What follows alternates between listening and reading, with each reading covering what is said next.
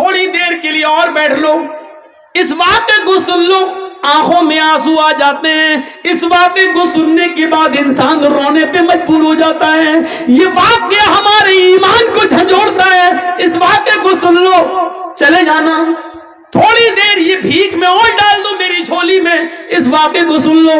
وہ عورت آتی ہے، اے اللہ کے نبی مجھ سے جرم ہو گیا ہے، آپ نے کہا توبہ کر، کہنے لگے اللہ کے نبی میں اسی دنیا میں پاک ہونا چاہتی ہوں، میں اسی دنیا میں اس جرم کی سزا پانا چاہتی ہوں۔ آپ نے کہا توبہ کر، اللہ سے مغفرت کی دعا مانگ، اللہ غفور الرحیم ہے۔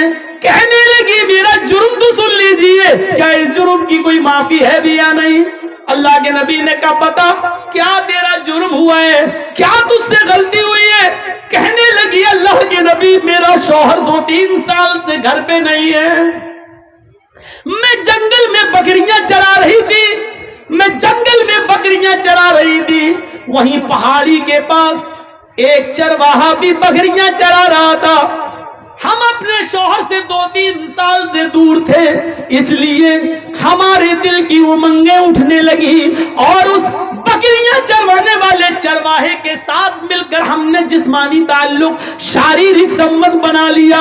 ایک پہاڑ کی جھاڑی میں، پہاڑی کے نیچے کی جھاڑی میں ہم دونوں گئے اور ہم دونوں نے زنا کر لیا۔ انی قد صبت الحد یا رسول اللہ، اے اللہ کے رسول میں حد کو پہنچ چکی ہوں، مجھ سے اتنا بڑا جرم ہو گیا ہے، اس جرم کی سزا اسلام میں یہ ہے کہ مجھے پتھروں سے مار مار کے مار ڈالا جائے۔ آپ کیسے کہہ رہے ہیں کہ اللہ سے معافی مانگ لے، اللہ سے توبہ کر لے؟ اللہ کے نبی نے کہا اچھا اوہ یہ گناہ ہوا ہے تم سے، جی ٹھیک ہے، کیا چاہتی ہو؟ کہا مجھے ختم کر دیا جائے، اسلام نے جو سزا بتائی ہے پتھروں سے مار مار کے مار ڈالو، ختم کر دو، ہمیں وہ سزا دی جائے۔ اللہ کے نبی نے کہا ٹھیک ہے تمہیں یہ سزا دی جائے گی۔ اللہ کے نبی نے کہا جاؤ اس عورت کو لے جاؤ اور اس کو پتھروں سے مار مار کے ہلاک کر دو، مار مار کے اس عورت کو مار ڈالو۔ صحابہ اس کو لے کے جانے لگے، پکڑا، چل جلدی چل، اس کو کھینچ لیا، وہ گر گئی، جیسی وہ کام دیا گری، وہ عورت زمین کے اوپر گری تو اس نے اپنا پیٹ سب سے پہلے پکڑا۔ صحابہ نے پوچھا کیا ہوا، کیا بات ہے، ایسے چلے گی تو کب تک پہنچے گی تو میدان میں، کب تجھے مارا جائے گا؟ کہنے لگی وہ محمد کے ساتھی ہو صلی اللہ علیہ وسلم، آئے نبی کے ساتھی ہو، مجھے دھیرے دھیرے لے چلو، جس آدمی نے میرے ساتھ منہ کالا کیا تھا، جس آدمی نے میری عزت لوٹی تھی، جس آدمی سے میں نے زنا کیا تھا، اس آدمی کا گرب میرے پیٹ میں ٹھہر گیا ہے، اس کا حمل میرے پیٹ میں ٹھہر گیا ہے، میرے پیٹ میں ایک معصوم زندگی ہے، میرے پیٹ میں اس آدمی کا بچہ پل رہا ہے، دھیرے دھیرے لے چلو، میں تیز نہیں چل سکتی۔ صحابہ نے کہا تیرے پیٹ میں بچہ ہے؟ کہنے لگی ہاں۔ رکو، صحابہ اللہ کے نبی کے پاس آئے، اور اللہ کے نبی آپ نے اس عورت کو قتل کرنے کا، مارنے کا حکم دیا ہے، لیکن اس عورت کے پیٹ میں تو بچہ ہے۔ آپ نے بلایا، ادھر آؤ، آئی، تمہارے پیٹ میں بچہ ہے؟ جی، تو تم نے پہلے کیوں نہیں بتایا؟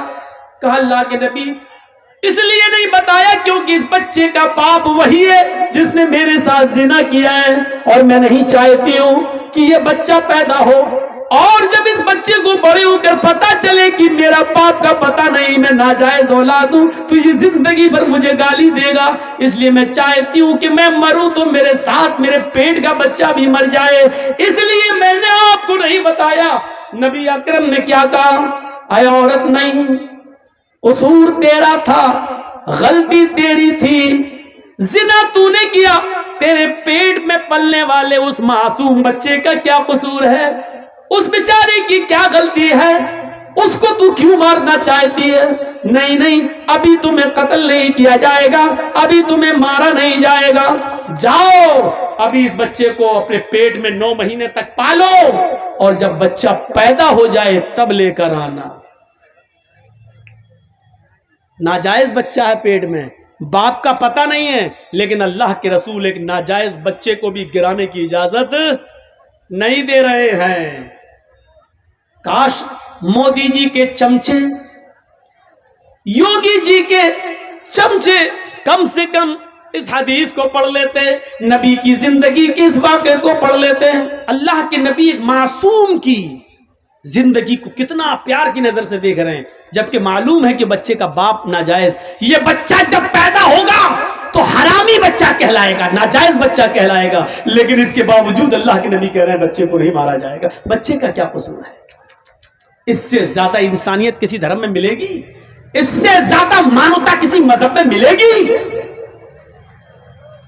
گئے جاؤ اس عورت کو کہا بچہ پیدا ہو جائے تب آنا، 9 مہینے تک اپنے پیٹ میں رکھتی ہے، جب بچہ پیدا ہوا 2-4 دن بستر پہ لیٹتی ہے، چلنے کے لائق ہوتی ہے تو بچے کو لے کر آتی ہے۔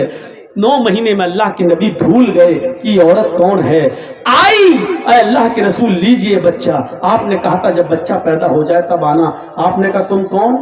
کہا نہیں پہچانا، کہا نہیں میں وہی عورت ہوں جس سے زنا کا صدور ہوا تھا اور مجھے قتل کرنے کے لیے بھیجا جا رہا تھا، میرے پیٹ میں بچہ تھا۔ آپ نے کہا او غامدیہ، قبیلہ غامدیہ سے؟ ہاں اچھا او اب بچہ پیدا ہو گیا؟ کہ ہاں یہ لیجیے۔ اس عورت نے اپنا بچہ محمد رسول اللہ کے ہاتھوں میں دے دیا۔ میڈیا والوں لکھو اگر تمہارے قلم میں طاقت ہے، دکھاؤ مانوتا کی یہ شکل مودی جی کو اور یوگی جی کو، بتاؤ کہ مولوی جرجیس نے ڈنڈے کی چوٹ پر اعلان کر کے کہا ہے انسانیت کا یہ سبق، جس بچے کا باپ پتہ نہیں ہے جو پیدا تو ہو چکا ہے لیکن ناجائز اولاد ہے، ایسی ناجائز اولاد کو محمد رسول اللہ اپنی گود میں اٹھا رہے ہیں، اس بچے کو اپنے سینے سے لگا رہے ہیں۔ تم تو برہمنوں کے مندروں میں شودھ نہیں جا سکتا ہے، برہمن کی تھالی میں ہریجن نہیں کھا سکتا ہے، تم نے تو چھوت چھات کے ایسے نیت بنا دیے ہیں کہ اللہ کے بندوں میں ہی بٹوارا کر دیا ہے کہ برہما جی نے اپنے منہ سے برہمن کو پیدا کیا، ہاتھوں سے چھتری کو پیدا کیا، رام سے ویش کو پیدا کیا، پیروں سے شودر کو پیدا کیا، برہما جی نے اپنے منہ سے اس کو، ہاتھوں سے اس کو، چھتری کو، ٹھاکر کو اور ہریجن کو سب سے نیچے والے حصے سے، تم نے تو بٹوارا کر دیا ہے، تم نے تو بٹوارا کر دیا ہے۔ میرے پیارے ساتھیوں ذرا تصور تو کیجئے اسلام کے اندر مساوات کا ایسا درس ملے گا، ایسا درس ملے گا۔ آپ کے محلے کی مسجد ہے، اذان ہو گئی ہے، پہلی صف بھر گئی ہے، جرجی صاحب مسجد میں جاتے ہیں، ایم ایل اے منہاج صاحب مسجد میں جا رہے ہیں نماز پڑھنے کے لیے۔ اسلام کا کی مساوات دیکھیے، آگے والی صف بھر گئی ہے، جرجی صاحب میں، منہاج صاحب میں اتنی طاقت نہیں ہے کہ آگے کی صف سے کسی آدمی کو ہٹا کر پیچھے کر دے، چل ہٹ ہٹ، میں جرجیس ہوں، میں عزت والا اصل و رسوخ والا آدمی ہوں، میں آگے بیٹھوں گا۔ ایم ایل اے صاحب کہتے ہیں پیچھے ہٹ، میں آگے بیٹھوں گا۔ اسلام نے یہ پاور نہ ایم ایل اے صاحب کو دیا ہے نہ جرجیس کو دیا ہے۔ سعودیہ کی سرزمین پر مکے سے بڑی کوئی مسجد کون سی ہو سکتی ہے؟ وہاں ٹیکسی ڈرائیور اگر خانہ کعبہ میں پہلے پہنچ گیا ہے، رکشہ چلانے والا پہلے پہنچ گیا ہے اور وہ پہلی صف بھر چکی ہے، تو سعودیہ کے بادشاہ کو بھی ادھیکار نہیں ہے کہ اگلی صف سے کسی آدمی کو ہٹا کر پیچھے کھڑا کر دے اور خود آگے کھڑا کر دے۔ نہیں نہیں، جو میرے گھر میں پہلے آیا وہ پہلے بیٹھے گا، جو بعد میں آیا وہ پیچھے رہے گا۔ یہ تمہاری عدالت نہیں ہے، یہ تمہارا گھر نہیں ہے، یہ تمہاری اسمبلی نہیں ہے، یہ تمہاری میراث نہیں ہے، یہ مسجد ہے، یہ اللہ کا گھر ہے۔ یہاں ہمارے گھر میں کوئی ایم ایل اے نہیں، کوئی ایم پی نہیں، کوئی مولوی نہیں، کوئی حاجی نہیں، کوئی نمازی نہیں، ہمارے گھر میں سب برابر ہیں۔ کلکم من آدم وآدم من تراب، لا فضل لعربی علی عجمی ولا لعجمی علی عربی۔ کوئی گورے کو کالے پر فوقیت نہیں، کوئی کالا گورے سے افضل نہیں، کوئی امیر نہیں، کوئی غریب نہیں، میرے گھر میں سب آئے سب برابر ہے۔ رکشہ چلانے والا بھی میرا بندہ ہے، میرے نام پر بھیک مانگنے والا بھی میرا بندہ ہے، اس ملک کی بادشاہ کو چلانے والا بھی میرا بندہ ہے، لیکن میرے گھر میں آنے والا سب میرا محتاج ہے اور میری نظر میں سب برابر ہے۔ میری نظر میں سب برابر ہیں، خانہ کعبہ کا طواف کر رہے حضرت عمر فاروق کے پوتے سالم ابن عبداللہ عمر فاروق کے پوتے طواف کر رہے ہیں۔ اس زمانے کا امیر مکے کا گورنر ہشام ابن عبد الملک ہے، وہ دیکھتا ہے کہ پھٹے پرانے کپڑے احرام میں یہ بیچارے ہیں، تو کہنے لگا اے عمر فاروق کے پوتے ہو تم؟ جی۔ اتنا پرانا پھٹا پرانا کپڑا پہن کر تم یہاں آئے ہو؟ چلو کیا چاہیے مجھے بتاؤ۔ اللہ کے گھر میں خانہ کعبہ میں طواف کے دوران گورنر پوچھ رہا ہے حضرت عمر کے پوتے سے تمہیں کس چیز کی ضرورت ہے بتاؤ، ہم تمہاری ضرورت پوری کر دیں گے، میں اس علاقے کا گورنر ہوں۔ اور حضرت سالم ابن عبداللہ کیا کہتے ہیں؟ انی لاستحی من اللہ ان اسال فی بیتی غیرہ، اللہ کے گھر میں اللہ کے ہوتے ہوئے مجھے کسی غیر سے مانگنے میں شرم آتی ہے۔ گورنر صاحب اپنا مال اپنی دولت اپنے پاس رکھو، مجھے اللہ کے گھر میں جو کچھ مانگنا ہے اللہ سے مانگنا ہے، تم سے نہیں۔ اللہ کے گھر سے جب دعا ہوا مانگ کے نکل گئے، سالم ابن عبداللہ کچھ دعا مانگ رہے تھے طواف کے بعد، 7 چکر لگانے کے بعد دعا مانگی، دعا کیا مانگ رہے تھے یہ اللہ جانتا ہے اور سالم ابن عبداللہ جانتے، تیسرا کوئی نہیں جانتا۔ بھائی ہم نے کیا دعا مانگی آہستہ تو ہم جانتے ہیں اور میرا رب جانتا ہے، بس تیسرا تو کوئی نہیں جانتا۔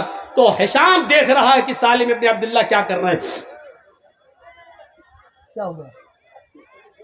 আসসালামু আলাইকুম। আর একটা ছোট বাচ্চাকে পাওয়া গেছে, যার বাচ্চা আছে এখানে রাখা আছে, স্টেজে এসে নিয়ে যাবেন। একটা ছোট বাচ্চাকে পাওয়া গেছে, যার বাচ্চা আছে স্টেজ থেকে এসে নিয়ে যাবেন। سالم ابن عبداللہ دعا مانگ رہے ہیں اور ہشام ابن عبد الملک دیکھ رہا کہ یہ دعا مانگ رہے ہیں، دعا مانگ کے یہ باہر نکلے تو ہشام ابن عبد الملک گورنر بھی باہر نکل گیا۔ گورنر نے کہا سنو، اللہ کے گھر میں تو تمہیں شرم آ رہی تھی، یہ تو اللہ کا گھر نہیں ہے، یہ تو بازار ہے، بتاؤ تم مجھ سے کیا چاہتے ہو؟ تم بہت غریب ہو، پھٹے پرانے کپڑے پہنے ہوئے ہو، تمہارا احرام 20 جگہ سے پھٹا ہے اور اس میں ٹانکے لگے ہوئے ہیں، اور تم حضرت عمر جس نے 22 لاکھ مربع میل پر حکومت کی ہے اس کا پوتا اتنا غریب۔ سالم ابن عبداللہ کہتے ہیں تم میری کیا مدد کرو گے، دنیا کی یا آخرت کی؟ کہا آخرت کی مدد تو کوئی کسی کی نہیں کر سکتا ہے، وہاں تو عمل ساتھ میں جائیں گے، ہم تمہیں کپڑا دے دیں گے، غلہ دے دیں گے، اناج دے دیں گے، کچھ دنیاوی جو ضرورت ہو دال چاول دے دیں گے، گھی دے دیں گے، دنیا میں جو چیزوں کی ضرورت ہے بتاؤ، تھوڑا سونا دے دیں گے، چاندی دے دیں گے تمہیں۔ سالم ابن عبداللہ ہنسنے لگے۔ گورنر نے کہا کیوں ہنس رہے ہو؟ کہا اے گورنر تم میرے آخرت میں کوئی کام نہیں آ سکتے؟ کہا نہیں، اور تم مجھ سے یہ کہہ رہے ہو کہ دنیا مانگو، سونا مانگو، چاندی مانگو، روپے مانگو، پیسے مانگو، اناج مانگو، غلہ مانگو، یہی تو تم چاہتے ہو کہ میں تم سے یہ مانگوں؟ کہا جی، جس چیز کی ضرورت ہو۔ آئے ہشام، آئے گورنر، جب میں نے طواف کیا اور طواف کرنے کے بعد جب میں نے 2 رکعت نماز پڑھی اور 2 رکعت نماز پڑھ کر جب میں نے ہاتھ اٹھائے اور ہاتھ اٹھا کر جب میں نے اللہ سے دعا مانگی تو جانتے ہو میں نے اللہ سے کیا مانگا؟ گورنر نے کہا کہ ہاں یہ تو دیکھا کہ تم دعا مانگ رہے ہو، لیکن کیا مانگا یہ میں کیا جانوں؟ تم جانو، تمہارا رب جانتا ہے، میں نہیں جانتا کہ تم نے کیا مانگا۔ ہاں سچ ہے، میں نے اپنے رب سے کیا مانگا یہ میں جانتا ہوں، میرا رب جانتا ہے، اور میں تمہیں بتانا بھی نہیں چاہتا کہ میں نے کیا مانگا، لیکن تم بار بار کہتے ہو مجھ سے روپیہ مانگو، سونا مانگو، چاندی مانگو، دال مانگو، چاول مانگو، کپڑا مانگو، دنیا مانگو، تم بار بار مجھ سے یہ کہتے ہو۔ تو سنو، جب میں نے اپنے دونوں ہاتھ اٹھا کر اللہ سے دعا مانگی، ما سألت الدنیا من یملکها فکیف اسألها من لا یملکها، تو دنیا تو میں نے اس سے بھی نہیں مانگی جو دنیا کا مالک ہے، سونا اور چاندی تو میں نے اس سے بھی نہیں مانگا جو اس کا مالک ہے، کپڑا لتا اناج و غلہ تو میں نے اس سے بھی نہیں مانگا جو اس دنیا کا مالک ہے، فکیف اسألها من لا یملکها، تو میں تجھ سے اے گورنر یہ دنیا کیسے مانگوں؟ یہ دنیا کا مالک تو ہے ہی نہیں، یہ دولت تیرے پاس آج ہے، کل مرا اس دولت کا مالک کوئی دوسرا ہو جائے گا، جب یہ گھر، یہ مکان، یہ بلڈنگ، یہ دولت تیری ہے ہی نہیں تو پھر تو میری کیا مدد کرے گا؟ ارے دنیا تو میں نے اس سے بھی نہیں مانگی مانگی اپنے رب سے بھی مانگا تو جنت مانگی, اپنے رب سے بھی مانگا تو اپنے گناہوں کی معافی مانگی, اپنے رب سے بھی مانگا تو یہی مانگا کہ اللہ جب تک میں دنیا میں رہوں ایمان کے ساتھ رہوں, جب میری روح نکلے تو ایمان پر میری روح نکلے, دنیا سونا اور چاندی تو میں نے اس سے بھی نہیں مانگا. یہ ایمان تھا ان کا میرے بھائیوں, ایک ہمارا ایمان ہے. اللہ کے نبی نے اس عورت کے اس بچے کو جو ناجائز بچہ تھا اس بچے کو اپنی گود میں لے لیا اور کہا جاؤ اس عورت کو مار ڈالو, پتھروں سے مار مار کے ہلاک کر دو. بچہ پیدا ہو گیا. اللہ کی قدرت دیکھو, جیسے ہی اس عورت کو موڑا گیا لے جایا جانے لگا, بچہ رونے لگا. اس عورت نے پلٹ کر دیکھا کہ میرا بچہ رو رہا ہے, چیختی ہے اے اللہ کے نبی, ہر مرنے والے سے اس کی آخری آرزو پوچھی جاتی ہے, تمنا پوچھی جاتی ہے, کیا مجھ سے میری آخری تمنا نہیں پوچھی جائے گی؟ ہاں پوچھی جائے گی. جس میدان میں تمہیں مارا جائے گا اسی میدان میں پوچھ لیا جائے گا. کہا اللہ کے رسول اگر اس میدان کی جگہ یہیں پر میری تمنا پوری کر دی جائے تو؟ کہا اچھا بتاؤ کیا ہے؟ کہا اللہ کے رسول میں نے یہ بچہ آپ کی گود میں دے دیا, میں چاہتی ہوں کہ آخری بار اس بچے کو میں اپنا دودھ پلا دوں. اس کا رونا مجھ پہ دیکھا نہیں جا رہا ہے. ایمان دیکھ رہے ہیں آپ, ایک طرف مرنے کے لیے تیار ہے کیونکہ جہنم کی سزا میں نہیں بھگت پاؤں گی, دنیا میں سزا بھگت لو یہ بہتر ہے. ایک طرف ایمان کی طاقت یہ, دوسری طرف بچے کی محبت دیکھیے آپ. اللہ کے رسول نے وہ بچہ اس عورت کو دے دیا. ادھر آ, میں رحمت للعالمین ہوں, میں کیسے اس بچے کا حق مار سکتا ہوں, لے اس کو دودھ پلا. اس عورت نے گھوم کر, جیسے ٹرینوں میں بسوں میں عورتیں گھوم جاتی ہیں اور ساڑی اٹھا کر دودھ سے لگا لیتی ہیں, اس عورت نے چہرہ گھما کر اپنے بچے کو اپنے پستان سے لگا کر دودھ پلایا. دودھ پی لیا, بچہ ہنسنے لگا. اللہ کے رسول کے ہاتھ میں اس عورت نے ایسے کر کے دیا تاکہ بچے کی محبت اس کے دل میں نہ آنے پائے. اس نے منہ موڑ کر اس عورت نے اپنے بچے کو اللہ کے رسول کے ہاتھ میں دیا. اللہ کے نبی دیکھ رہے ہیں اس عورت کی پستان کے نکلے ہوئے دودھ کی ایک بوند, اس کا ایک قطرہ اس بچے کے ہونٹوں پر لگا ہوا ہے. اللہ کے نبی نے اس عورت سے کہا ادھر آ. کہاں جا رہی ہو؟ کہا سزا بھگتنے کے لیے, جو جرم میں نے کیا ہے اس کی سزا پانے کے لیے. اللہ کے نبی نے کہا اللہ نے مجھے رحمت للعالمین بنا کر بھیجا ہے, اس بچے کی غذا تیری پستان میں موجود ہے, یہ بچے کو ابھی تیرے دودھ کی ضرورت ہے. محمد ظالم نہیں ہے, اس بچے کا حق نہیں مار سکتا ہے. اے عورت ابھی تجھے قتل نہیں کیا جائے گا, ابھی تجھے نہیں مارا جائے گا. جب تک یہ بچہ تیرا دودھ پیے گا تب تک تجھے نہیں مارا جائے گا. اس بچے کو لے جا اور اس بچے کو دودھ پلا. جب تک یہ تیرا دودھ پیے گا تجھے قتل نہیں کیا جا سکتا. جب یہ بچہ روٹی کھانے لگے تب تو لے کر میرے پاس آنا. اللہ کے رسول نے پھر سزا ملتوی کر دی اور اس عورت کو بچہ لے کے جانا پڑا. جب بچہ روٹی کھانے لگا تو وہ عورت لے کے آتی ہے, کہتی ہے اللہ کے رسول لیجئے, اب تو روٹی بھی کھانے لگا. اللہ کے نبی کی نظروں میں آنکھوں میں آنسو آ جاتے ہیں اور کہتے ہیں کہ عورت اب تیرے لیے میرے پاس بھی کوئی راستہ نہیں ہے, سارے راستے بند ہو چکے ہیں, بچہ روٹی بھی کھانے لگا ہے, اس لیے اب یہ سزا کا وقت پورا ہے, اب تجھے قتل کیا جائے گا. آپ نے اس بچے کو ایک صحابی کے حوالے کیا. کون ہے جو اس بچے کو پالے گا؟ ایک صحابی نے ہاتھ اٹھایا, میں اے اللہ کے رسول اس بچے کو اپنے بچے کی طرح رکھوں گا, میں اس کو اپنا نام دوں گا, میں اس کو اپنے گھر میں بنا دوں گا, اپنی زمین و جائیداد کا مالک بھی بناؤں گا, مجھے دے دیجئے. اللہ کے رسول نے اس بچے کو اس کے حوالے کر دیا اور اس عورت کو بھیج دیا. اس عورت کو جب بھیجا گیا اور وہ میدان مقتل میں جاتی ہے, اس کو سینے کے برابر گاڑ دیا جاتا ہے. پہلا پتھر خالد ابن ولید کے ہاتھوں میں ہے, پتھر مارتے ہیں اس کے سر پہ, سر پھٹتا ہے, خون کا فوارہ اس کے سر سے نکلتا ہے, اس خالد ابن ولید کے کپڑوں پہ گرتا ہے. خالد ابن ولید نے دیکھا اس عورت کے خون میرے کپڑوں پہ آ گیا, یہ زناکار عورت, منہ کالا کرنے والی عورت, تیرا خون میرے کپڑوں پہ, ساکلت سواکل, مر جا تو, برا ہو تیرا, تیرے خون نے میرے کپڑے گندے کر دیے.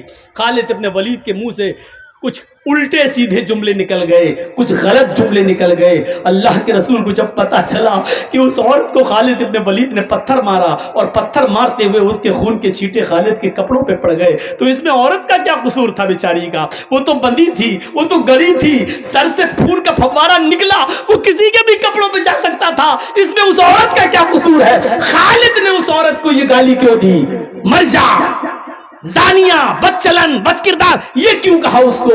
3 दिन तक आपने खालिद इब्न वलीद से बात नहीं की और 3 दिन के बाद खालिद इब्न वलीद आते हैं, अल्लाह के रसूल मैं देख रहा हूं कि आप मेरे सलाम का जवाब देकर मुंह फेर लेते हैं, आप मुझसे बात नहीं करते हैं, मैं देख रहा हूं आप मुझसे कटे कटे फिर रहे हैं, मेरी जन्नत में बर्बाद हो जाएगी, मेरी आखिरत बर्बाद हो जाएगी। अल्लाह के रसूल अगर आप मुझसे नाराज हो गए और मेरा इंतकाल हो गया तो अल्लाह मुझे जन्नत में दाखिल नहीं करेगा।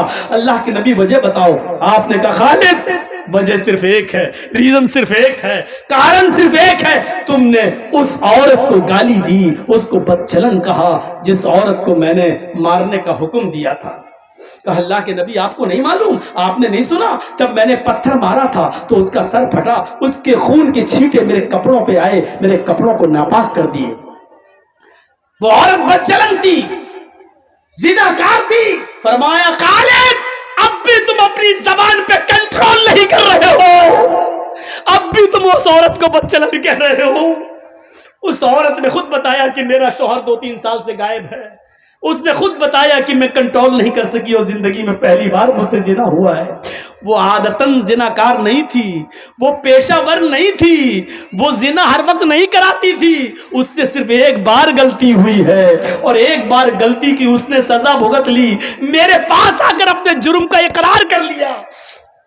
खालिद उस औरत को बदचलन मत कहो, तुम नहीं जानते उस औरत ने कैसी तौबा की है, अपनी जान देकर, अपनी जान कुर्बान करके, पत्थरों से पिट पिट कर अपने आप को खत्म करा के अल्लाह की दरबार में, अल्लाह के दरबार में कितनी पाक हुई है तुम्हें नहीं मालूम। आए खालिद उस एक औरत की तौबा को जो मरते वक्त उसने की है, उस एक औरत की तौबा को अगर इस मदीने के 70 गुनाहगारों पे डाल दिया जाए, ऐसे गुनाहगार जो जहन्नम में जाने वाले हों, अगर उस एक औरत की, एक अकेली औरत की तौबा को उन 70 जहन्नमियों पे डाल दिया जाए तो उस एक औरत की तौबा से अल्लाह उन 70 जहन्नमियों को भी जन्नत में दाखिल कर देगा, उन 70 लोगों को भी जन्नत में दाखिल कर देगा। उसने ऐसी तौबा की है कि अल्लाह रब्बुल आलमीन ने उसकी तौबा को अगर इस मदीने के 70 जहन्नमियों पर भी डाला जाए तो अल्लाह उन 70 जहन्नमियों को भी बख्श दे। मेरे भाइयों, ये ईमान की कौन सी ताकत थी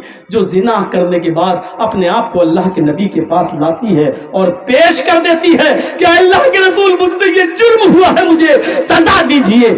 ये था ईमान, ये था ईमान। वो कौन सा ईमान था कि सुमैया का बेटा अम्मार ये खड़ा है और सुमैया का शौहर यासिर ये खड़ा है। सुमैया जानते हो ना, इस्लाम की पहली बूढ़ी औरत जिसने सबसे पहले इस्लाम के लिए कुर्बानी शहीद हुई है, वो सुमैया, जिसको बेटे अम्मार को खड़ा कर दिया और यासिर को, और सुमैया के पीछे से हाथ बांध दिया अबू जहल ने और सुमैया के कपड़े फाड़ दिए, नंगा कर दिया। कहा सुमैया मोहम्मद के रब के ऊपर से अपना ईमान हटा। कहने लगी नहीं हटा सकती। सुमैया, अबू जहल ने नेजा उठाया। नेजा जानते ना, जिससे ऊंट को नहर करते हैं, ऊंट यहां मारते हैं ऊंट को ना जब कुर्बानी करते हैं, ऐसे वो नेजा उठाया और सुनो सुनो, बस ये सुन लो और तुम भी जाओ हम भी जाएं, आराम से घर में अपने ईमान को, आज से अपने ईमान को जिला बख्शें। सुमैया रजी अल्लाह ताला अन्हा खड़ी है, हाथ पीछे से बंधे हैं। मेरी बहनों, तुम अपनी लिपस्टिक की कुर्बानी नहीं दे सकती हो, तुम अपनी फेयर एंड लवली की कुर्बानी नहीं दे सकती हो, तुम अपनी बेपर्दगी नहीं छोड़ सकती हो, तुम अपने बरहना और नंगे कपड़ों की कुर्बानी नहीं दे सकती हो। सुमैया ने किस चीज की कुर्बानी दी? ये ईमान था सुमैया का। सुमैया के हाथ बंधे हैं, अपने बेटे के सामने उसको नंगा कर दिया गया, उसके पति के सामने उसको नंगा कर दिया गया। सुमैया आसमान पे देख रही है। अबू जहल ने नेजा उठाया, कहा मोहम्मद के रब पर ईमान छोड़ती है कि नहीं? कहने लगी नहीं। देखा ताकत, یہ ایمان کی طاقت ہے. دشمن اور اس کی فوج کھڑی ہے لیکن اکیلے وہ جانتی ہے کہ اللہ پر ایمان ہے. جیسے ایک پولیس والا پورے گاؤں کے سامنے اس لیے طاقتور ہوتا ہے کیونکہ وہ جانتا ہے سرکار کی طاقت ہمارے ساتھ ہے. سمیہ جانتی ہے ایمان کی طاقت کیا ہوتی ہے, اللہ پر بھروسے کی طاقت کیا ہوتی ہے. وہ سب سے نڈر ہے, کہہ رہی ہے نہیں, کیا کرے گا کر. اس نے نیزہ لیا اور سمیہ کی شرم گاہ میں داخل کر دیا. بہت آسان ہے سننا, بہت آسان ہے سننا, سن لو بس. احساس نہیں کر سکتے. ابھی 2-4 موب لنچنگ کرنے والے آپ کو پکڑ لیں اور زبردستی جے شری رام کا نعرہ لگوائیں تو موت کے ڈر سے ہم لگا دیں گے جے شری رام, کیونکہ ہمارے سامنے موت ہے. ہم جانتے ہیں. سمیہ سے عبرت حاصل کرو. سمیہ سے کہا جا رہا ہے محمد کے دین کو چھوڑ, ایمان سے باز آ جا. کہتی ہے نہیں. شرم گاہ میں نیزہ داخل کر دیا گیا, ادھر سے ڈالا اس طرف نکال لیا گیا. پیچھے سے ہاتھ بندھے ہیں, ہاتھ کھلے ہوتے تو کم سے کم پکڑ سکتی تھی, نکال سکتی تھی, لیکن ہاتھ پیچھے سے بندھے ہیں جیسے پھانسی کے پھندے پر مجرم کو لے جایا جاتا ہے اور پیچھے سے اس کے ہاتھ باندھ دیے جاتے ہیں. سمیہ کی شرمگاہ میں جب نیزہ داخل ہوتا ہے خنجر, تو سمیہ آسمان کی طرف دیکھتی ہے. وہ بوڑھی عورت, جوان بھی نہیں تھی, جس کی عمر 80 کو کراس کر چکی ہو, ایسی بوڑھی عورت, اور اس کی شرمگاہ میں نیزہ داخل کر دیا جائے خنجر. اور اس بد بھی وہ یہ نہ کہے کہ اللہ میری جان کی حفاظت فرما. اس کے منہ سے یہ نہیں نکل رہا ہے. اس کے منہ سے نکلا تو کیا نکلا؟ ثبت قدمی علی دینک یا ارحم الراحمین. اے اللہ, ابو جہل مجھ سے میرا دین چھیننا چاہتا ہے, مجھ سے میرا ایمان چھیننا چاہتا ہے. اللہ میری جان جا رہی ہے چلی جائے لیکن میرا ایمان نہ جانے پائے. ایمان کی طاقت دیکھ رہے ہیں آپ. ثبت قدمی علی دینک, اللہ میرے ایمان کو اپنے دین پر ثابت رکھنا. اللہ میری جان چلی جائے پرواہ نہیں لیکن میرے ایمان کو بچا لینا. ابو جہل کو غصہ آتا ہے, کہتا اب بھی نہیں مانتی ہے؟ کہتی ہے نہیں. 2 اونٹ منگاتا ہے ابو جہل. اور سنو میرے بھائیو آخری واقعہ, اس پیر کو سمیہ کا, یہ پیر اس اونٹ سے باندھا اور اس اونٹ کا چہرہ کر دیا پورب کی طرف, اور دوسرا پیر سمیہ کا دوسرے اونٹ سے باندھا اور اس کا چہرہ کر دیا پشچم کی طرف, اور کوڑا ہاتھ میں.